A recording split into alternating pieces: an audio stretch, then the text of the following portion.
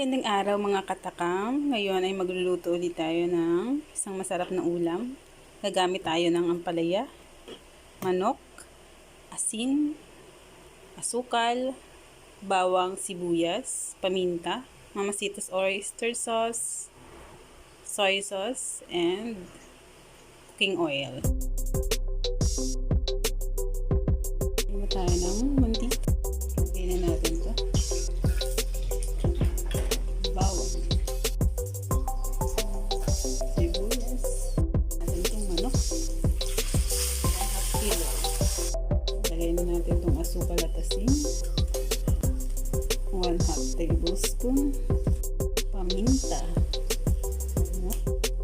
1 tablespoon of oyster sauce, tamang halo.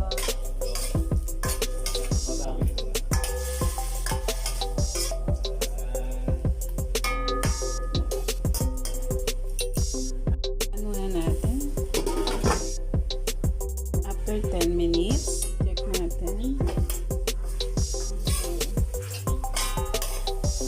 Lagay na po natin ang ating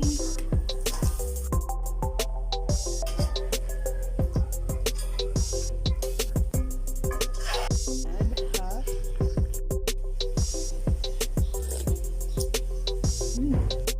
Lagyan na po mga katakam ang ating luto na po mga katakam. Kainin na tayo.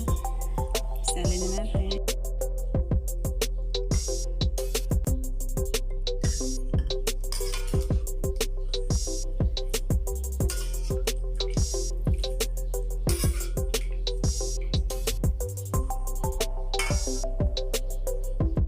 Ayan, ito na po ang ating sautéed ampalaya with chicken.